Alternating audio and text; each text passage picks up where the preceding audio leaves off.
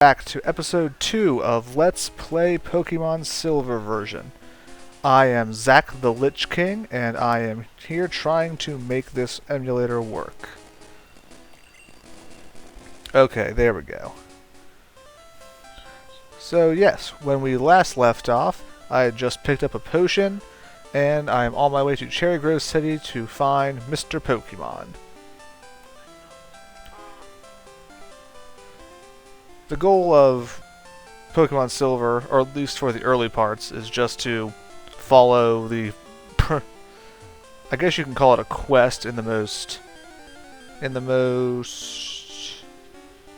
liberal sense of the word.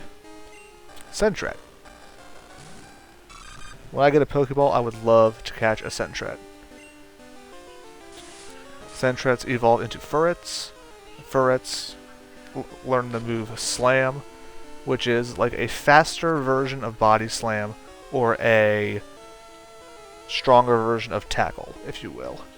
I think it strikes a nice balance between power and accuracy, whereas Body Slam does a lot of damage, it doesn't always hit as well. Slam hits almost as often as Tackle, and does almost as much damage as Body Slam. If I get a Sentret, you will all see the effectiveness of a Furret with Slam. Anywho, first few battles of the game are just going to be simple. I cannot catch a Pokemon until after I visit Mr. Pokemon, as well as a surprise guest. Not much of a surprise. This game's so old that there's no possible way anything I can say could be considered a spoiler. And up here we have berries. A lot of players of the newer games are familiar with various kinds of berries, like Leppa, Ayapa, Orin, Pecha, whatever they are. This is the first game that brought you the berry. And here it's just called Berry. And the berries are incredibly... the berries are incredibly simple and aptly named. Berry just restores health, which you saw my Totodile do earlier when it was holding the berry. Oh, this guy is important. This guy gives us the map function for our Pokegear. Let's talk to him. He'll give us a little bit of a tour. But yes, the berries in Pokemon Gold and Silver, and in Crystal for that matter, are just the bare bones function of berries. Berry restores health. Poison Cure Berry restores poison. PRZ Cure Berry cures paralysis. And there are a few others, ones for virtually every status effect. I don't think there's a berry that cures confusion in this game. I think that was added as part of the Generation 3 line. And no, you can't do anything else with the berries other than give them to your Pokemon. There are no Poke Blocks, Poke Poffins, Poke Powder, whatever else there is. But this Pokemon Gold and Silver did introduce the friendship, or how much Pokemon likes you aspect as well. It's a lot harder to determine in this game. There are some NPCs who will make mention of how much a Pokemon likes you, or to what degree they seem to like or dislike you. But there's no animation that makes them look happier or approach you closer.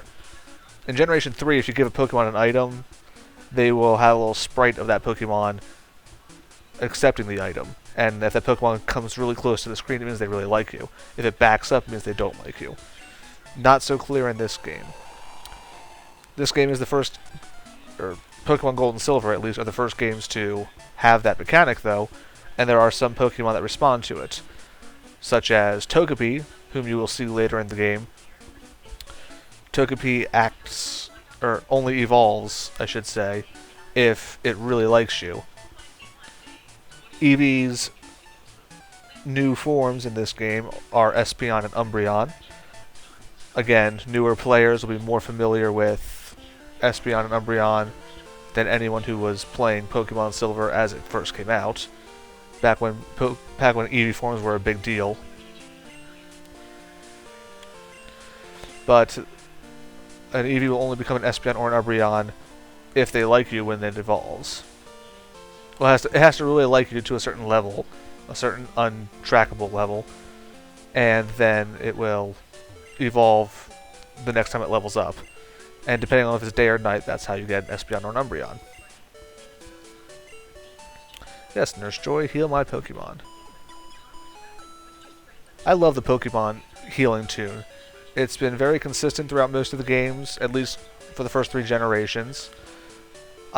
Whenever I think of getting healed myself, for instance with, like if I stub my toe and I put a band-aid on it or something, I always imagine the Pokemon do-do-do-do-do tune. What do we got here? And it's a berry. Now we have 2 berries. As a matter of fact, I am going to there we go. I'm going to give a berry to Croc. I like how it says I made Croc hold the berry, as if Croc doesn't want to hold the berry. Nope.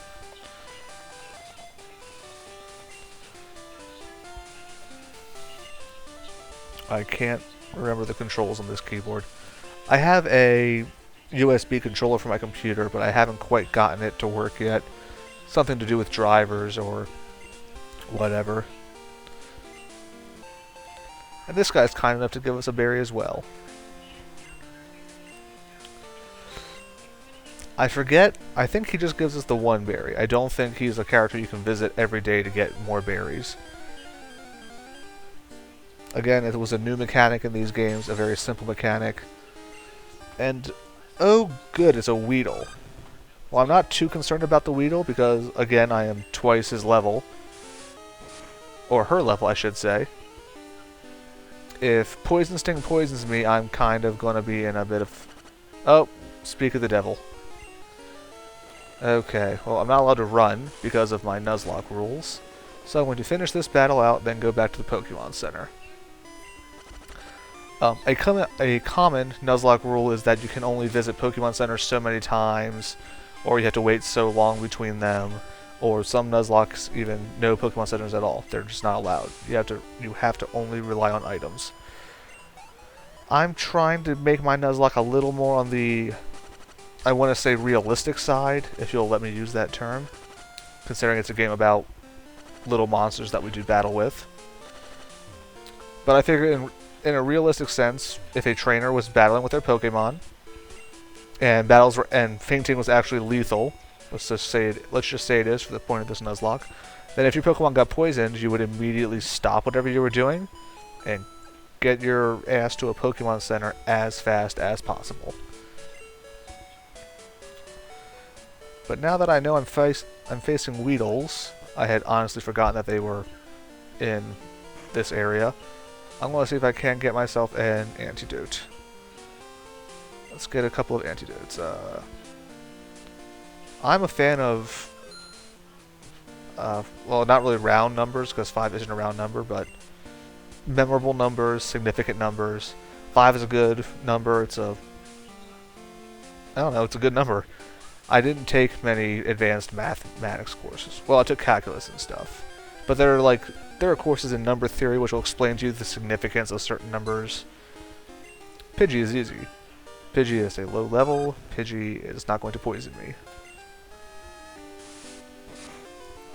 Scratch, Croc, scratch. Pidgey's going to tackle. Oh, I love when the enemy Pokemon misses. There's something about the games. I've always felt like my attacks tend to miss more than my opponent's attacks do, especially when they're more powerful than me. To a degree that makes sense, because as you level up your stats get better, so their accuracy would naturally be at a higher level than mine, if they're at a higher level Pokemon. Wild Kakuna. Now this is something that always surprised me about these games. Kakunas evolve from Weedles, but they never seem to maintain the Poison Sting attribute, or Poison Sting attack. They only have Harden.